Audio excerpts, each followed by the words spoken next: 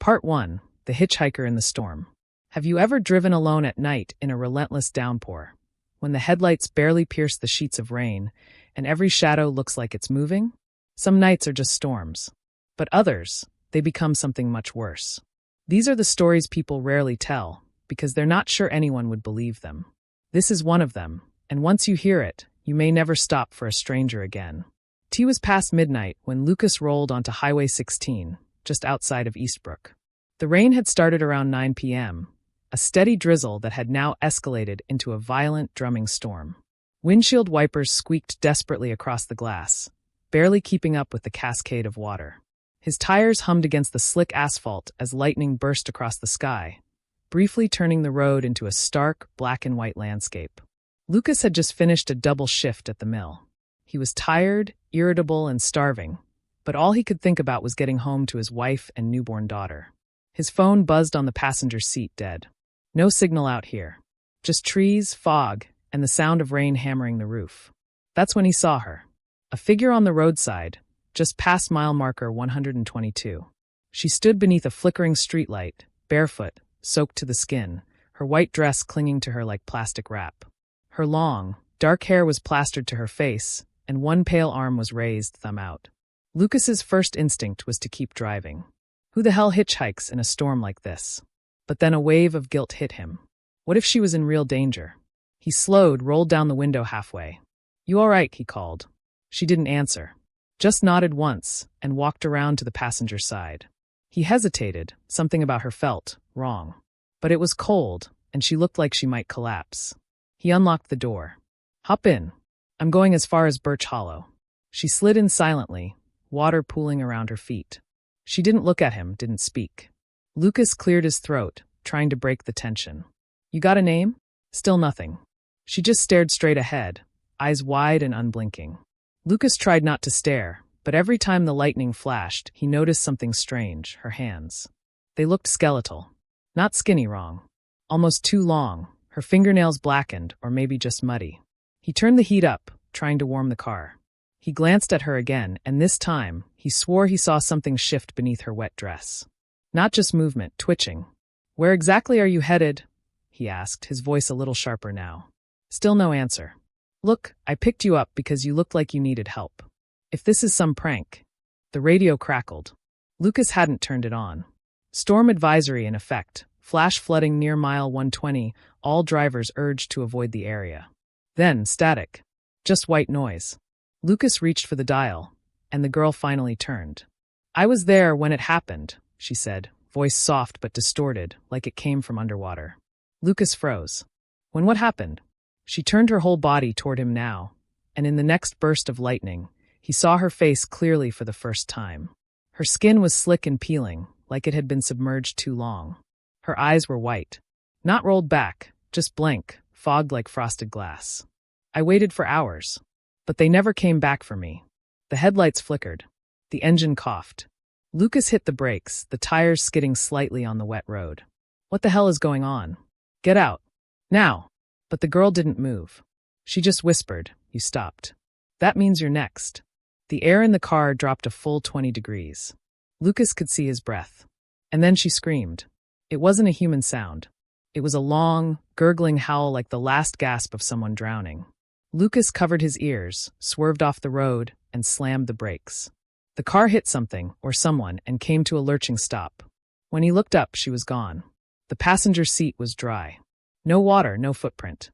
The door was locked. Lucas stumbled out into the rain, heart hammering. He checked under the car, nothing. Looked around, no sign of her anywhere. That's when the headlights flickered back on by themselves. The radio switched channels, landing on a low, garbled voice that said one word. "Run." He didn't ask questions. He got back in the car, floored it, and didn't stop until he reached Birch Hollow. The next morning, the news reported a body found in a ditch near mile marker 122. A young woman in a white dress. No ID. No shoes. Estimated time of death, over 30 years ago. Lucas didn't speak to anyone about what happened that night. Not his wife, not the cops, not even himself. But sometimes, when it rains, he hears that gurgling scream in his dreams. And he knows. He wasn't just a driver who stopped. He was a replacement. That was just the first of 3 terrifying true encounters people have faced on stormy, unforgiving nights. If you think this one was disturbing, the next story takes things even darker, inside a house where the rain never stopped falling, even indoors. Stay tuned for part 2 of 3 true rainy night terrors that will keep you awake. You'll never hear the sound of thunder the same way again. Part 2, the rain inside the walls. We all expect the rain to stay outside, something you can shut out with a window or a locked door. But what if the storm decides otherwise? What if the thunder doesn't come from the sky, but from inside your house? This next story comes from a woman who moved into a quiet rental during the off-season. A house where the rain didn't fall on the roof. It crept in through the walls. And by the time she realized why, it was far too late. Isabel Monroe was 32 when she took a 3-month sabbatical from work. A messy breakup and an exhausting job in Chicago left her burnout and on edge. So when a friend offered her a chance to house-sit a rural lake house in Maine during the off-season, she jumped at it. "Just you, nature, and some serious peace and quiet," her friend Beth had said. The house was isolated but beautiful. A 2-story cabin with floor-to-ceiling windows overlooking a dark, still lake. The nearest neighbor was a 5-minute drive down a dirt road, and cell service was almost non-existent. But for Isabel, that was the point. The first week was calm. She read books by the fire, cooked simple meals, and fell asleep to the sound of wind blowing through pine trees. But then the rain came. It started on a Thursday evening. Thick, cold drops thudding against the roof as thunder rolled in from across the lake. Isabel didn't mind. Rain could be cozy. She made tea, pulled a blanket over her lap, and opened her journal. But just after midnight, a sharp knocking sound jolted her upright. It wasn't the front door. It wasn't the windows. It was inside the house. Drip, drip, drip. She followed the sound to the upstairs hallway. Water was leaking from the ceiling, right above a crawlspace access panel in the hallway wall. She called Beth. "Hey, weird question. Has this place ever had water damage?" Beth yawned. "No, not that I know of. That place is solid." "Why?" "Just hearing some strange sounds in the walls." Beth chuckled. "You're alone in the woods. Everything probably sounds weird. Try not to spook yourself, okay?" Isabel hung up. But something felt off. The drip wasn't random. It was rhythmic, like footsteps. That night, she didn't sleep. Rain battered the roof, and somewhere deep in the walls, water trickled in steady, deliberate intervals. The next day, she checked the crawlspace. The panel creaked open, revealing a narrow, dusty void behind the drywall. She leaned in with her phone flashlight. The beam revealed claw marks, deep scratches raking down the wooden frame. Rats? She hoped so. She taped the panel shut and tried to brush it off. But the next night, the dripping came back. Only this time, it wasn't just dripping. It was breathing. Heavy, shallow, wet breaths, like something was inhaling rainwater through a throat that hadn't been used in years. Isabel turned on all the lights and grabbed the only weapon she had, a rusty fireplace poker. As she crept up the stairs, the sound intensified. The crawlspace panel, still taped shut, bulged outward. Water streamed from its edges, dark and tinged with something thick. Almost like oil. Then came a knock. But not on the door. From inside the wall. 3 slow taps. Then silence. Then, "Let me out." The voice was raspy and wet, like someone choking as they spoke. Isabel backed away slowly, heart pounding. She ran outside, into the rain, phone in hand. But the screen was filled with static. The lens fogged over. She turned around and noticed something horrifying. The house was bleeding. From every window, door frame, and shingle, water spilled out, dark, thick, and pulsing. The wood of the porch groaned like it was exhaling. Something inside that crawlspace was moving, pushing against the walls. She didn't go back inside. Instead, she fled to the neighbor's place. It took nearly 20 minutes of sprinting through mud and rain, but when she got there, the old couple who owned the house took one look at her and said, "You stayed in that house?" They made her tea, wrapped her in a blanket, and slowly told her the story. In 1976, a couple had built the lake house. They had a daughter, quiet, peculiar, always playing in the rain. But one stormy night, she disappeared. Search parties found her footprints, small, bare, leading to the crawlspace. And then nothing. Her body was never recovered. A week later, her mother slit her wrists in the bathtub. Her father vanished soon after. Some say he boarded up the crawlspace before walking into the lake and never resurfacing. Locals believe the girl never left, that her spirit soaked into the wood, hiding in the dark corners of the house, waiting. And that during storms, especially cold ones, she returns, looking for someone to play with in the rain. They never tried to sell the house again. The next morning, Isabel returned briefly with the neighbors to grab her things. The house was dry. The floorboards were clean. The crawlspace panel was gone, like it had never been there. But carved into the upstairs hallway wall, in dripping letters, was a message. Thanks for the company. Come back next time it rains. They say storms cleanse. But sometimes they open doors better left closed. And sometimes they let things out. Isabel never stayed in the rain again. She moved back to the city, bought an apartment without a single window facing the outside. But to this day, every time it rains, she swears she hears knocking. Faint and far away, but getting closer. And the crawlspace? It wasn't on the blueprints. Part 3. The passenger who never got off. School buses are supposed to be safe. Yellow beacons of routine, filled with tired kids and bored drivers just trying to get everyone home. But when a rainstorm rolls in and the roads twist into places they shouldn't, sometimes, the passengers you pick up aren't the ones you remember. This next story is about a small-town bus driver, a wet October afternoon, and the one child on board that no one recognized and who was never supposed to be there. Wendy Calhoun had been driving bus number 36 for almost 12 years. She knew the route like the back of her hand. 19 stops in a tight, wooded area of Vermont. Dirt roads, steep hills, and kids who knew better than to mess around while she was behind the wheel. That Thursday had started normally, at least until the sky turned from dull gray to bruised black around noon. The school called early dismissal due to the incoming thunderstorm. Wendy arrived at the pickup zone at 1:05 p.m. sharp. By 1:15, all the kids were on board. Most were half asleep, staring at their phones, grumbling about wet backpacks. Wendy did a quick head count, 21. Same as usual. She shut the door and pulled away as the first drops began to fall.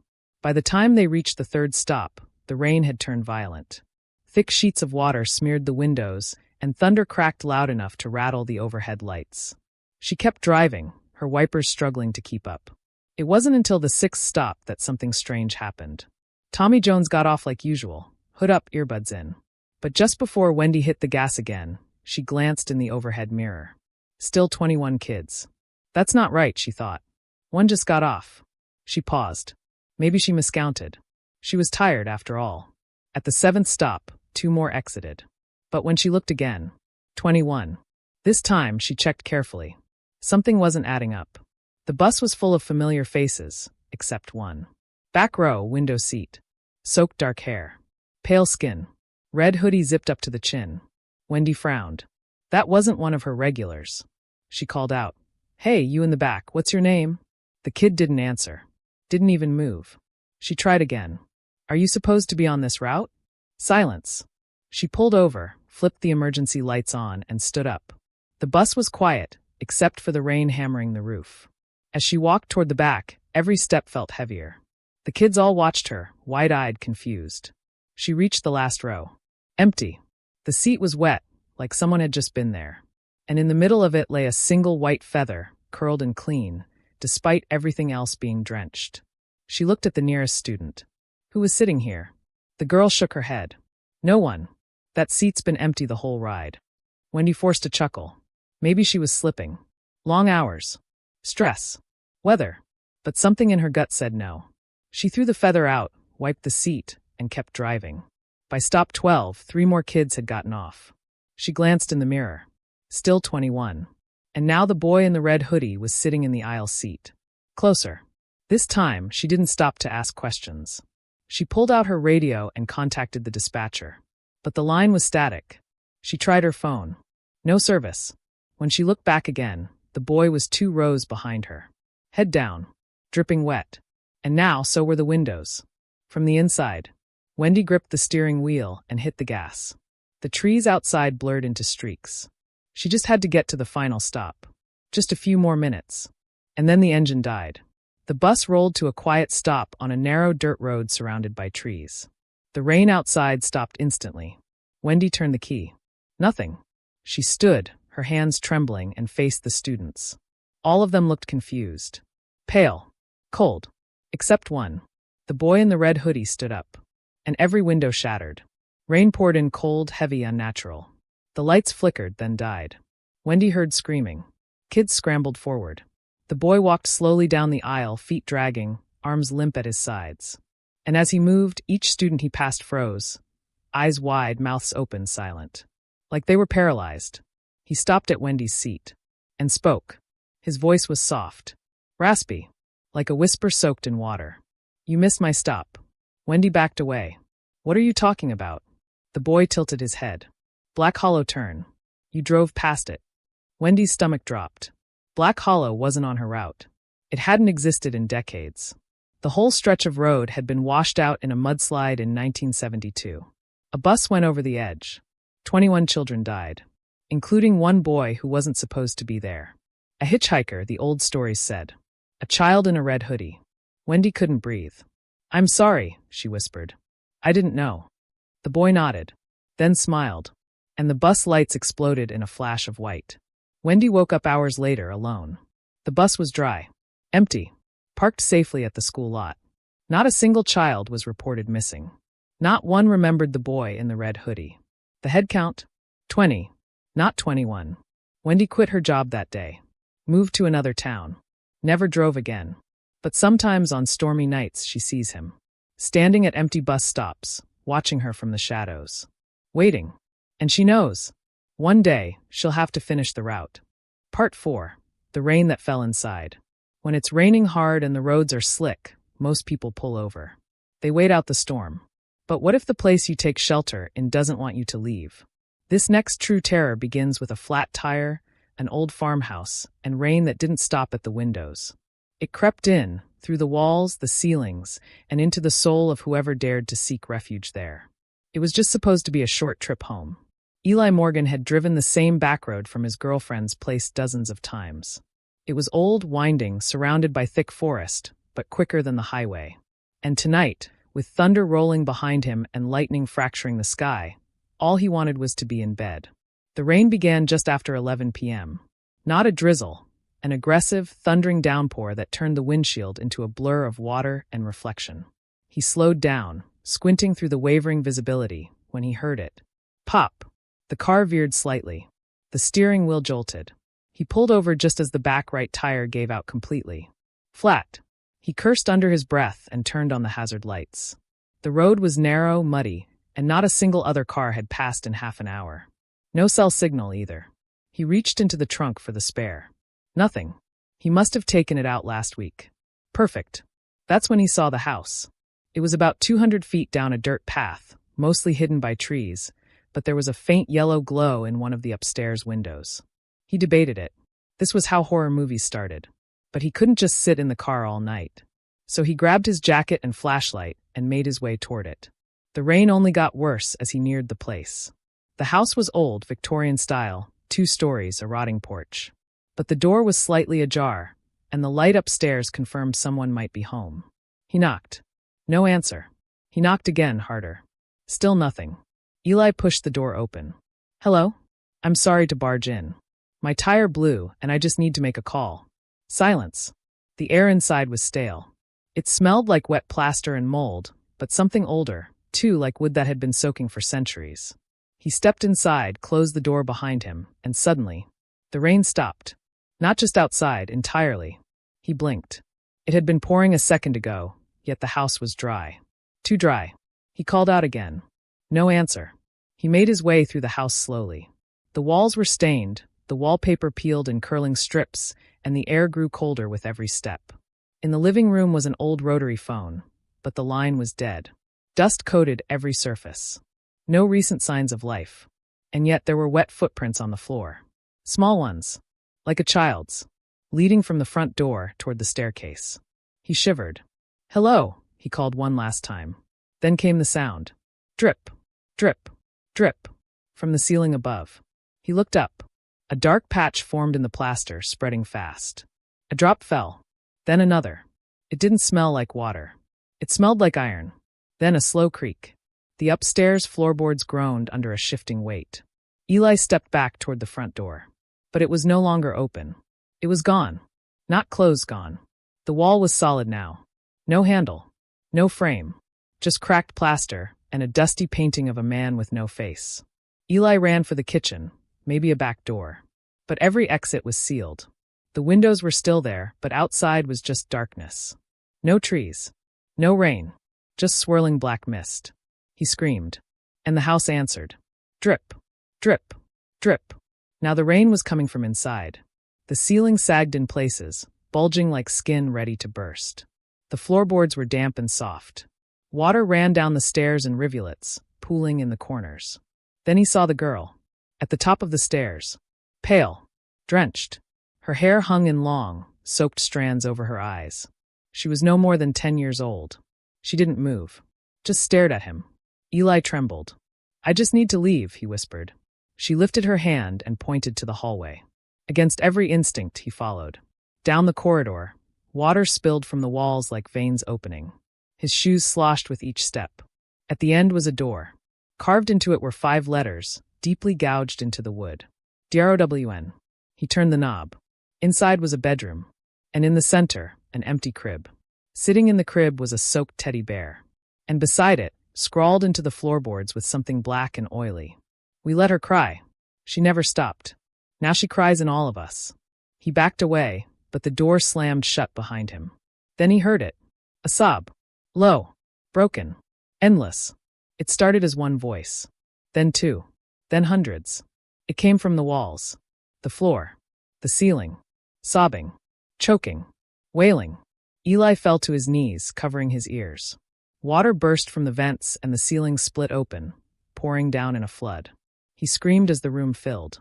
And just before he blacked out, he saw the girl again, floating above him, her mouth open wide, endless water pouring from it like a broken dam.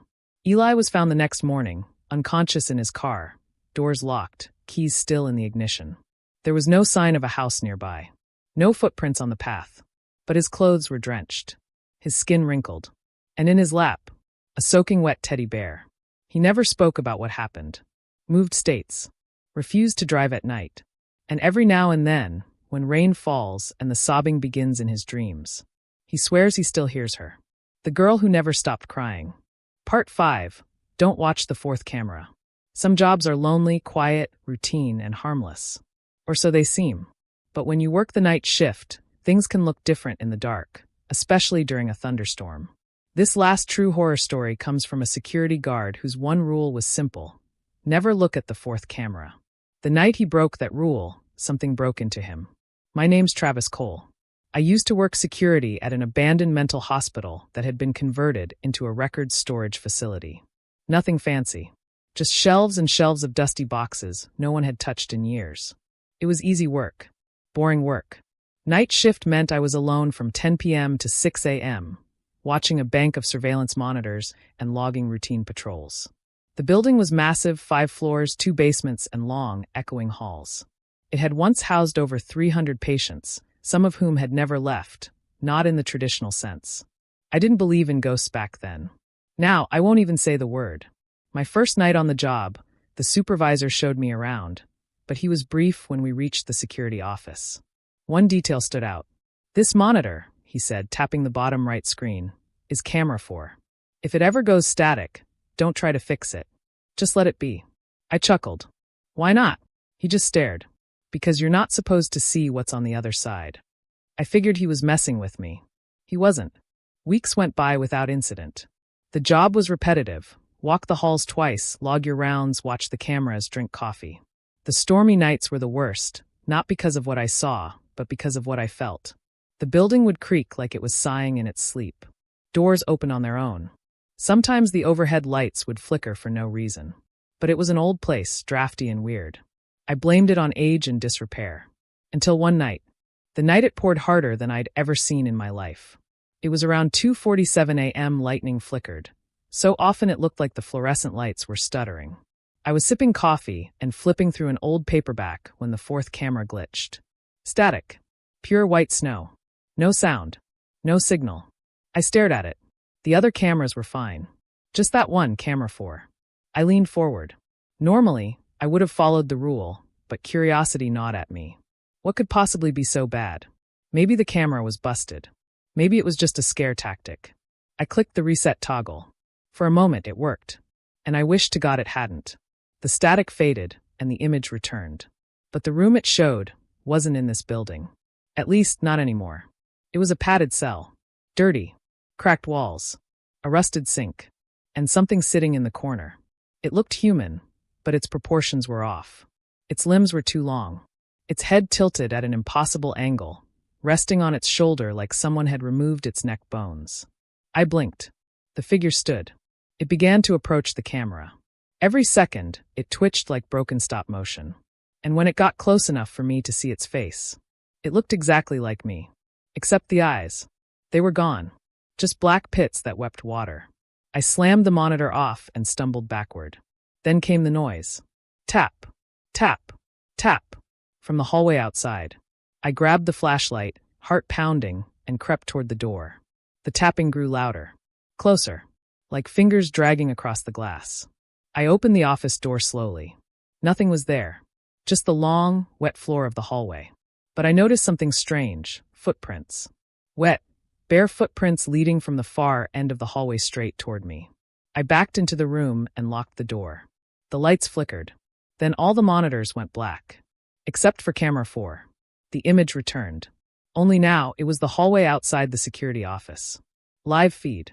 The door I had just closed appeared on the screen. And so did a figure, standing right in front of it. Back turned. Soaking wet. Hair matted down. It slowly turned. I stared at my own face. Then the feed cut to static again. I heard the doorknob jiggle. Then silence. I didn't move the rest of the night. I just sat there in the dark, clutching the flashlight, waiting for the sun to rise. At 6:01 a.m., the monitors all blinked back to normal. Camera 4 showed the empty archive room again. The door opened, and the day shift guy strolled in. He looked at me, pale and shaking, and asked if I was okay. I quit that day. But here's the worst part. Last week, I received an email from a company I applied to.